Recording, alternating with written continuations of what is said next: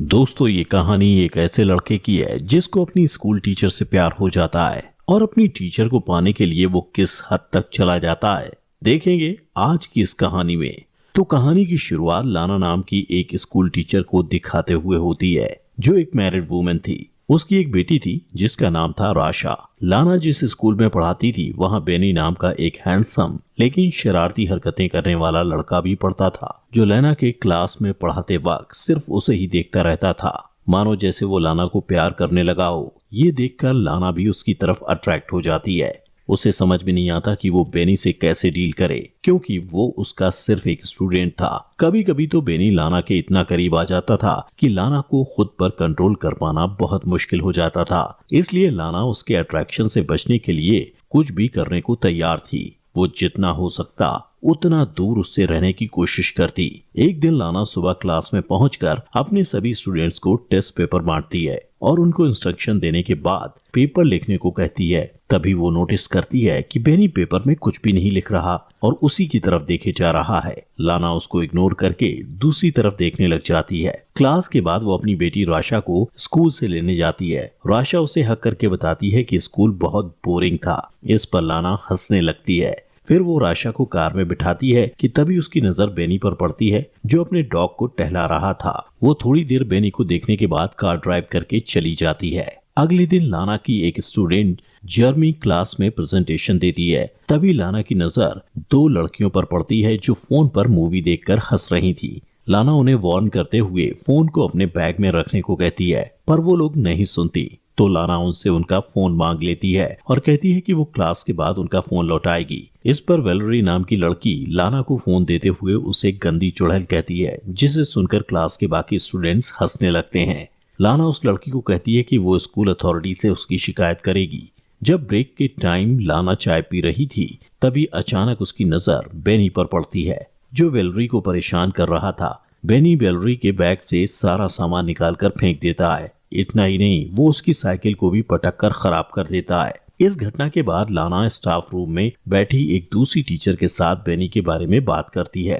वो उसे बताती है कि वो बेनी के बारे में क्या सोचती है और बेनी कैसा रिएक्ट करता है। वो उस टीचर से उसकी राय लेना चाहती थी पर वो टीचर कंफ्यूज हो जाती है और उसे समझ नहीं आता कि क्या राय दे। तब लाना उससे कहती है कि उसे परेशान होने की जरूरत नहीं। अगले दिन क्लास के बाद लाना बेनी से कहती है कि वो उससे कुछ बात करना चाहती है। वो उसे खाली क्लासरूम में ले जाती है और बैठने को कहती है। फिर उसका हालचाल जानने के बाद वो उससे पूछती है कि उसे स्कूल में अच्छा लग रहा है या नहीं। पर बेनी उसकी किसी भी बात का जवाब नहीं देता और उल्टा लाना से पूछता है कि वो उससे क्या चाहती है। लाना उसे कहती है कि उसे उसकी फिक्र है और ये भी कहती है कि उसे अपने क्लास की लड़की के साथ बुरा बर्ताव नहीं करना चाहिए था। फिर उसे समझाते हुए वो उसके घुटने पर हाथ रखकर कहती है कि उसे कोई हेल्प चाहिए तो बताए। पर बेनी उसके हाथ की तरफ देखकर मुस्कुराने लगता है तो वो तुरंत अपना हाथ हटा लेती है। बेनी कहता है कि उसे नहीं लगता कि वो सचमुच उसकी हेल्प करना चाहती है। लाना कहती है कि उसे उसके फ्यूचर की फिक्र है क्योंकि पिछले टेस्ट में वो फेल हो गया था। लाना की बात सुनकर बेनी हंसने लगता है और कहता है कि फालतू की बातें करने की जगह वो सच बताए कि वो उससे क्या चाहती है।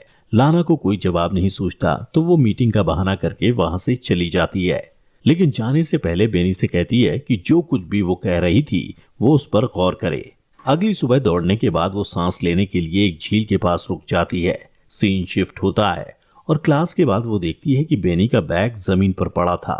वो आसपास नजर दौड़ाती है कि कोई उसे देख तो नहीं रहा। फिर वो बेनी के बैग से उसका स्वेटर निकालकर सूंघती है और वापस बैग में रख देती है। फिर दरवाजा खुलने की आवाज सुनकर वो वॉशरूम में चली जाती है और वहां झुककर नल से पानी पीने लगती है। इसके बाद जैसे ही वो उठती है अपने सामने बेनी को देखकर नर्वस हो जाती है। बेनी उसके बाएं को पकड़ लेता है और उसका हाथ हटा देती है पर बेनी मुस्कुराते हुए दोबारा वही हाथ रख देता है और आगे बढ़कर उसकी गर्दन पर किस करता है। वो उसकी बाहों में खो जाती है पर तुरंत ही होश में आकर उसे रोक देती है और कहती है कि उन दोनों के बीच दोबारा ये सब नहीं होना चाहिए और उसे धमकी देती है कि वो इसके लिए उसे स्कूल से निकलवा भी सकती है। वो बेनी से कहती है कि वो आग से खेल रहा है और जैसे ही जाने के लिए मुड़ती है बेनी चिल्लाकर कहता है कि वो ये सब करना चाहती है पर लाना कहती है कि वो अपने किसी भी स्टूडेंट से प्यार नहीं कर सकती। अगले दिन स्कूल के हॉलवे में बेनी लाना से कहता है कि वो क्लास के बाद उससे मिलना चाहता है पर वो मिलने से इनकार कर देती है। बात करते हुए वो लोग स्टेयर्स की तरफ चले जाते हैं। लाना कहती है कि उन दोनों के बीच जो कुछ भी हुआ था इसके लिए वो शर्मिंदा है। वो बेनी से कहती है कि वो उसका ख्याल अपने दिल से निकाल दे। ये कहकर वो वहाँ से चली जाती है और पार्किंग लॉट में जाकर देखती है कि उसके कार का साइड मिरर टूटा हुआ था और उसके कार पर स्क्रैच लगे हुए थे। फिर वो कार में बैठकर रशा को लेने के लिए उसके स्कूल जाती है, जहाँ बैठकर वो बोर हो रही थी। सीन शिफ्ट होता है और हम लाना को अपने घर पर गार्डनिंग करते हुए देखते हैं। उसका हस्बैंड वार्ड उससे पूछता है कि उसकी कार को स्क्रैच कैसे लगा, तो वो कहती है कि वो एक लैंप पोस्ट से टकरा गई थी। वार्ड उससे पूछता है कि लैंप पोस्ट से इस तरह के स्क्रैच कैसे हो सकते हैं, तो वो कहती है कि कभी कभी ऐसा होता है। फिर वो लाना से कहता है कि उसकी चाय ठंडी हो रही है और वहाँ से चला जाता है। अगले दिन लाना क्लास में अपने स्टूडेंट्स को इंटर्नशिप के लिए एक लेटर लिखने को कहती है और सबसे पूछती है कि किसी को कोई सवाल करना है। इस पर बेनी हाथ उठाकर उससे सवाल करता है कि क्या वो स्कूल में जॉब छोड़ना चाहती है, क्योंकि उसने उसे हेड मिस्ट्रेस के पास जाते देखा था। उसकी बात पर पूरी क्लास हंसने लगती है। तब लाना कहती है कि वो हेड मिस्ट्रेस को उसकी रिपोर्ट करेगी। इस पर बेनी कहता है कि लाना को हेड मिस्ट्रेस के तलवे चाटना पसंद है। उसकी बात पर लाना को गुस्सा आता है और वो उसके बैग को उठाकर क्लासरूम के बाहर फेंक देती है और उससे कहती है कि या तो वो क्लास के बाहर चला जाए या फिर वो खुद चली जाएगी। इसी बीच एक लड़का बोर्ड की तरफ डस्टर उठाकर फेंकता है जो लाना को हिट करते करते बचता है। ये देखकर लाना क्लास के बाहर चली जाती है और स्टूडेंट चीयर करने लगते हैं। अगले दिन जब लाना घर पर राशा को पढ़ा रही होती है तब उसका फोन बार बार बजने लगता है, पर जब भी लाना फोन उठाती है दूसरी तरफ से कोई नहीं बोलता। अगले दिन जब लाना स्कूल जाती है तो टाइम से पहले बेनी को क्लास में अकेला बैठा देखकर डर जाती है और स्कूल की रिसेप्शनिस्ट को जाकर कहती है कि उसकी तबीयत ठीक नहीं लग रही। इसके बाद वो घर चली जाती है। रात को डिनर बनाते समय वार्ड उससे पूछता है कि उसका दिन कैसा रहा, तो वो झूठ बोल देती है कि वो सारा दिन स्कूल में पढ़ाती रही और अपने स्टूडेंट के एग्जाम पेपर्स भी चेक करती रही।